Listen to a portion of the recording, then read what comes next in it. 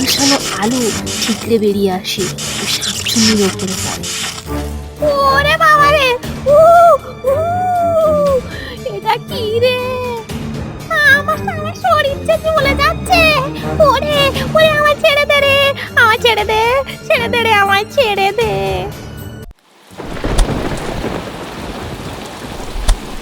এইভাবেই শাকচুন্নি রোদে বৃষ্টিতে প্রতিদিন অবিরাম কাজ করে চলেছে। কখনো সে মাটি কোপায়, আবার কখনো গাছে জল দেয়।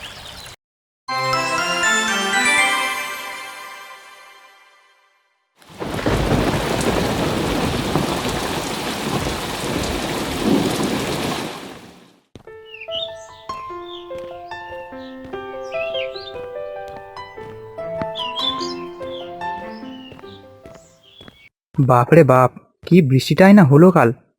চারিদিকে এত কাদা! উফ! তবে যাই হোক, চাষের জমিতে বছর খুব একটা জলের অভাব হবে বলে মনে হয় না। কথায় আছে না, ভগবান যা করেন মঙ্গলের জন্যই করেন।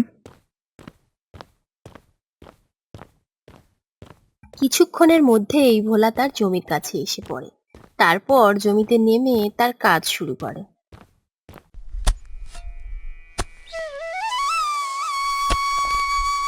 এইভাবেই কয়েক ঘন্টার মধ্যে ভোলা তার কাজ শেষ করে ফেলে।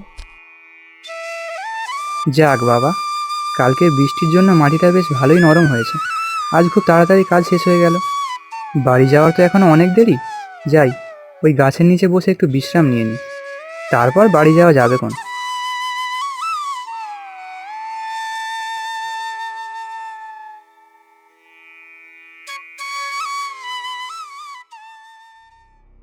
এই সব কিছুই গাছ থেকে বসে বসে দেখছিল এক শাঁকচুন্নি। ও কি, ওটা ভোলা না? বেটা নিশ্চিন্তে গাছের ছায়ায় বসে বিশ্রাম নিচ্ছে। বিশ্রাম নেওয়ার আর জায়গা পেলি না, একেবারে আমার গাছের নিচে। দাঁড়া, বেটা মজা দেখাচ্ছি তোকে আমি। এই বলে শাঁকচুন্নি ভোলার দিকে একটা পাথর ছুঁড়ে মারে। আহ! কে কে আমায় পাথর ছুঁড়ে মারলো? বেরিয়ে আয়, বেরিয়ে আয় বলছি। সাহস থাকলে আমার সামনে আয়। কিন্তু ভোলা কাউকেই দেখতে পায় না। অগত্যা সে হাল ছেড়ে দিয়ে তার কোদালটা কাঁধে নিয়ে বাড়ির পথ ধরে।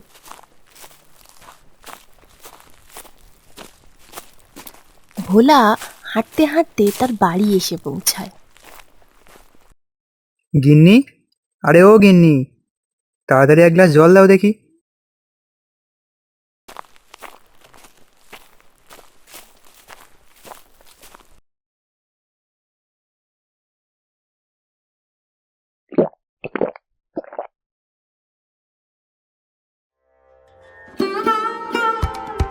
এ কি, আজ এত তাড়াতাড়ি বাড়ি ফিরে এলে যে? জমিতে যাওনি বুঝি? না না গিন্নি, আজ তাড়াতাড়ি কাজ শেষ হয়ে গেল, তাই ফিরে এলাম। হ্যাঁ গো, তা এবারে জমিতে কি কি চাষ করবে গো? গতবারে তো তেমন একটা ভালো লাভ হয়নি, প্রায় সবই তো পোকায় খেলো। আর যেটুকু ফসল ছিল তা থেকে তো খুব একটা বেশি দামও পাওনি। কি আর করা যাবে বলো, আগেরবার যে তেমন বৃষ্টিই হয়নি, তাই অমন পোকার উপদ্রব হয়েছিল। আশা করছি এইবার তেমনটা হবে না। তাই ভাবছি এবছর কিছু কুমড়ো চারা, আলু আর টমেটো চারা রোপণ করব।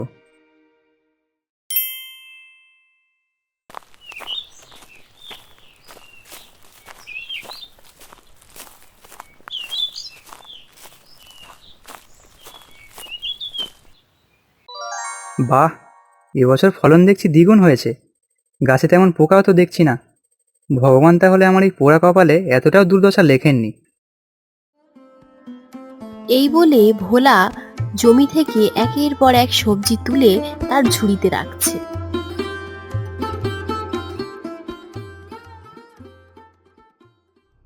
এতক্ষণ সবকিছু ঠিকই চলছিল, কিন্তু ভোলা খেয়ালই করেনি যে তার অগোচরে আরো একজন তাকে লক্ষ্য করছে। ভোলার সবজি তোলা শেষ হলে সে বাড়ি ফিরে যায়।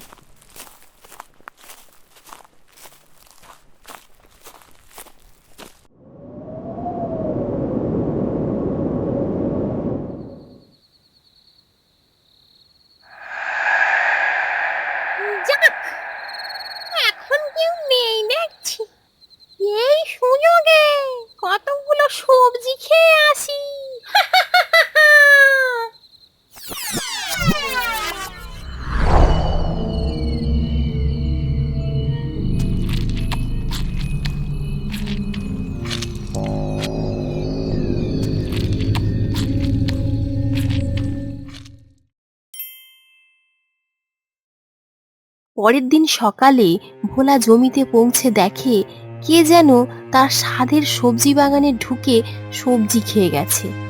চারিদিকে পড়ে আছে আধ খাওয়া টমেটো আর শসা। হায় হায় হায় রে, এ আমার কি সর্বনাশ হলো! ওগো, কে কোথায় আছো?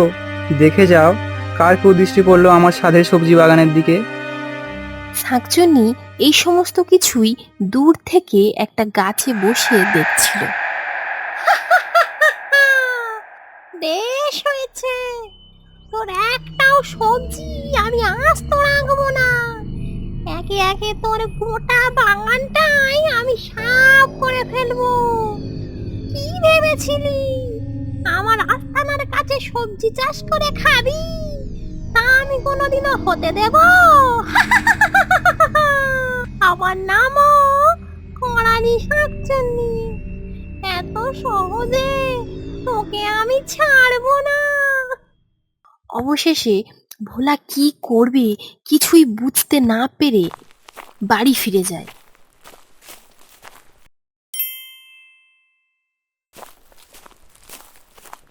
পরের দিন সকালে ভোলা আবারও একটা ঝুড়ি মাথায় নিয়ে তার সবজি বাগানের দিকে যেতে থাকে। সেখানে পৌঁছে ভোলা দেখে কে যেন আবারও তার সবজি বাগানে এসে সমস্ত কিছু নষ্ট করে গেছে। আর আজকের পরিমাণটা আগের দিনের থেকেও আরো বেশি। না, রোজ রোজ কে আমার বাগানে ঢুকে এমন কাজ করছে, তাকে হাতে নাতে ধরতে হবে। এইভাবে চলতে থাকলে আমার যে পথে বসতে হবে। যাই, গিন্নির সাথে বিষয়টা নিয়ে আলোচনা করি।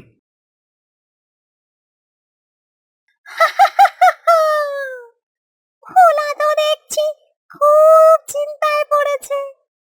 ও তো বুঝতেই পারেনি যে এ কাজ কেউ নয়, আমিই করেছি।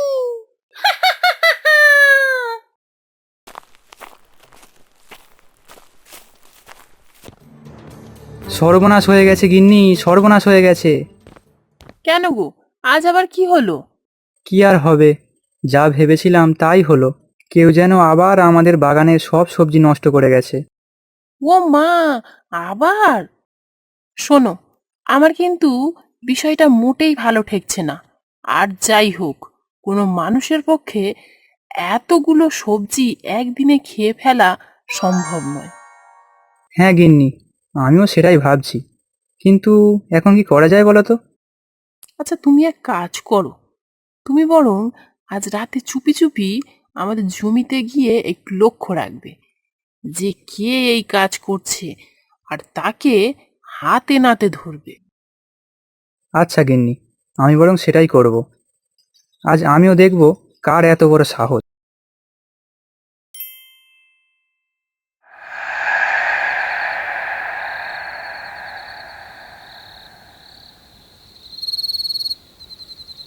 একটু পরেই ভোলা জমির কাছে পৌঁছে যায়। ও একটা ঝোপের আড়ালে গিয়ে গা ঢাকা দেয়। আজ বেটা চোরকে একেবারে হাতে নাতে ধরব, দেখি কার এত বড় সাহস। রাত আরো গভীর হয়। যাক বাবা, কেউ তো নেই দেখছি। যাই, আজ আবার কতগুলো সবজি খেয়ে আসি।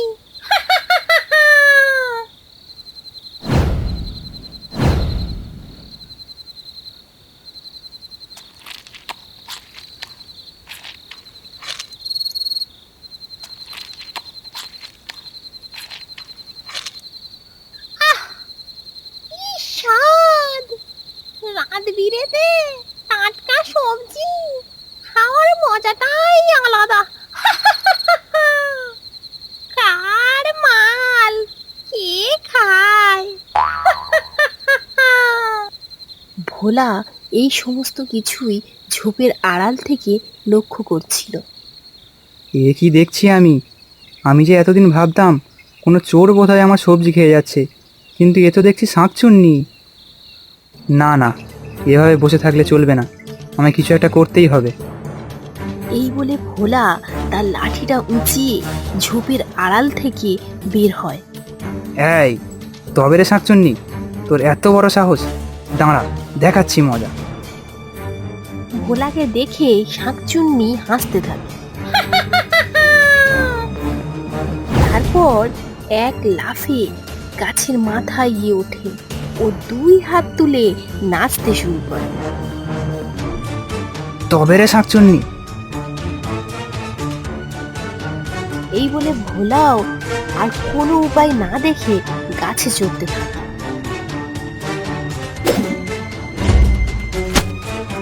আহ, ওরে বাবারে, আমার কোমরটা বোধহয় ভেঙেই গেল। দাঁড়া রে শাঁকচুন্নি, তোর ব্যবস্থা আমি করছি।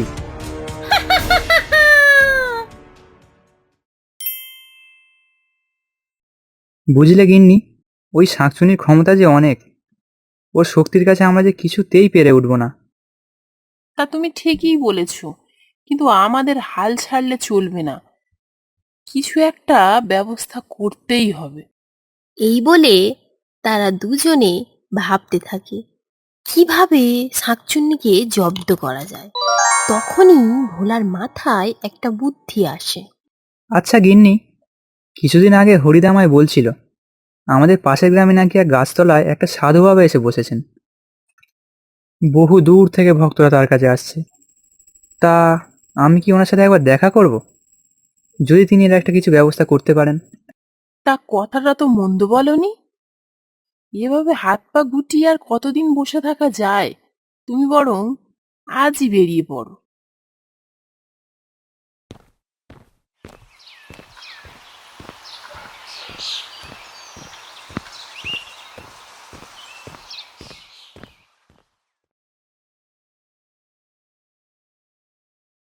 বল বাছা, কি সমস্যা তোর? হঠাৎ আমার কাছে আসার প্রয়োজন পড়লো কেন? কি আর বলবো সাধু বাবা, আপনি তো সবই জানেন, তবুও বলছি। আমি চাষি মানুষ, বড় আশা করে এই বছর কতগুলো সবজি চাষ করেছিলাম। ফলনও বেশ ভালোই হয়। তবে রোজ রাতে কোত্থেকে এক শাঁকচুন্নি এসে আমার সব সবজি খেয়ে যায়। আপনি এর একটা কিছু সমাধান বের করুন, না হলে যে আমায় বউ ছেলে নিয়ে পথে বসতে হবে। এখন আপনিই আমার একমাত্র ভরসা। ওহ, এই ব্যাপার। বেশ বেশ, তোকে এই সব নিয়ে ভাবতে হবে না। এখন থেকে ওই শাকচুন্নি তোর ইশারায় চলবে। তুই উঠতে বললে উঠবে, আর বসতে বললে বসবে। এই নে। এটা কি সাধু বাবা? এই আংটি আমায় কিভাবে সাহায্য করবে? ওরে পাগল, এ কোনো সাধারণ আংটি নয়। এ হলো প্রেত সম্রাট বেতালের আংটি। এই আংটি যার কাছে থাকে, সমস্ত প্রেত লোক তার বশ্যতা স্বীকার করে। তবে একটা কথা মনে রাখবি, এই আংটি তোর কাছে চিরকাল থাকবে না। এর কাজ শেষ হলেই এটা নিজে নিজেই আমার কাছে চলে আসবে। এরপর ভোলা সেখান থেকে চলে আসে।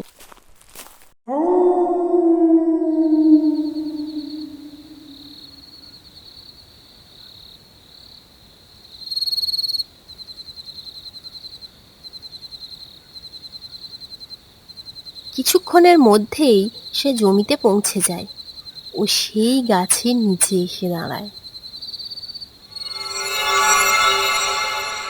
ভোলাকে দেখে শাঁকচুন্নি এক লাফে গাছ থেকে নেমে একেবারে ভোলার সামনে এসে দাঁড়ায়। কি রে ভোলা, আজ আবারও এলি আমার সাথে লড়াই করতে? তোর সাহস তো কম নয় রে। শাঁকচুন্নি আর কিছু বলে এর আগেই ভোলা তার হাতের আংটিটা উঁচিয়ে ধরে শাঁকচুন্নির সামনে। সাথে সাথেই সেই আংটি থেকে চোখ ঝলসানো আলো ঠিকরে বেরিয়ে আসে ও শাঁকচুন্নির ওপরে পড়ে। ওরে বাবা রে, এটা কি রে? আমার শরীর যে জ্বলে যাচ্ছে। ওরে ওরে, আমায় ছেড়ে দে রে, আমায় ছেড়ে দে, ছেড়ে দে রে, আমায় ছেড়ে দে। শয়তান শাঁকচুন্নি, এখন বুঝতে পারছিস তো কার দৌড় কত দূর? আচ্ছা আচ্ছা, ঠিক আছে, তুই আমায় যা বলবি আমি তাই করব, কিন্তু দয়া করে তুই এখন আমায় ছেড়ে দে, তুই আমায় মুক্তি দে, ছেড়ে দে, ছেড়ে দে। শাঁকচুন্নির কথা শুনে ভোলা ধীরে ধীরে শাঁকচুন্নিকে নিচে নামায়। বেশ, বল এখন আমায় কি করতে হবে? তুই আমার অনেক ক্ষতি করেছিস, কিন্তু আর না। এখন থেকে তুই আমার বদলে এই জমিতে চাষ করে ফসল ফলাবি। এ মুখা বলে কি? আমি হলাম করালি শাঁকচুন্নি, আর আমি করব চাষ। এরপর আমি প্রেত সমাজে মুখ দেখাবো কি করে? কি হলো, এত কি ভাবছিস? কোনো চালাকি করার চেষ্টাও করিস না, নইলে তার ফল কিন্তু ভালো হবে না। আচ্ছা আচ্ছা, তুই এখন থেকে যা বলবি আমি তাই করব। ও, সেটাই বল। ঠিক আছে, তাহলে কাল থেকে কাজে লেগে পড়। এই বলে ভোলা সেখান থেকে চলে আসে।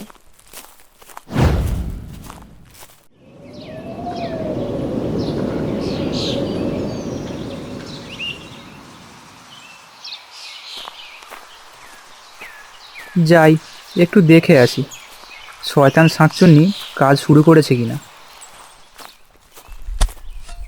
কিছুক্ষণের মধ্যেই ভোলা জমিতে এসে পড়ে এবং পৌঁছে ভোলা তো একেবারে অবাক। সে দেখে শাঁকচুন্নি তার দু হাতে কোদাল নিয়ে মাটি কোপাচ্ছে। মা, কোমরটা কি ব্যথা করছে রে বাবা, আর পারছি না। কি শাঁকচুন্নি, কাজবাজ কেমন চলছে? ওরে ভোলা, তুই আমায় ছেড়ে দে, আমি আর পাচ্ছি না রে। তাই নাকি? সেটা তোর আগে মনে রাখা উচিত ছিল। এখন এসব বলে আর কোনো লাভ হবে না। যতদিন না তুই এই জমিতে ফসল ফলাতে পারছিস, ততদিন তোর মুক্তি নেই। ওরে বাবা, এ তো এখনো অনেক দেরি। এতদিন আমি কিভাবে এই রোদ বৃষ্টিতে কাজ করবো রে বাবা। ওরে বলা, তুই আমায় ছেড়ে দে রে, তুই আমায় ছেড়ে দে। একদম চালাকি করার চেষ্টা করবি না, তাড়াতাড়ি কাজে লেগে পড়, নইলে। ওরে বাবা, না না না, করছি করছি। এই বলে শাঁকচুন্নি আবারও কোদাল দিয়ে মাটি কোপাতে থাকে।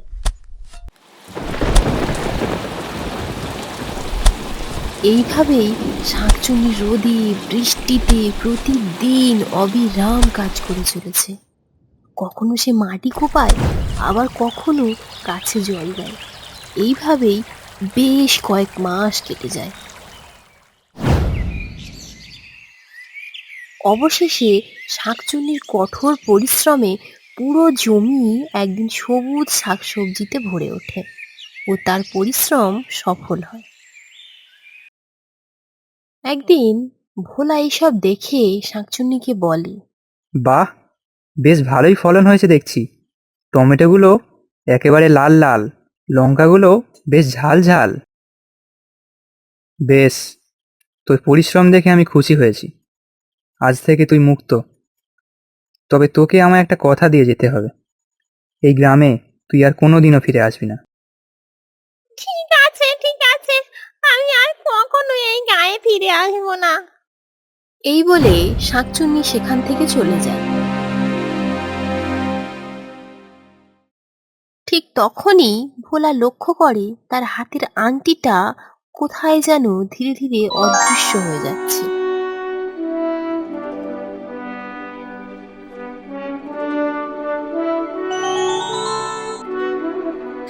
হুম,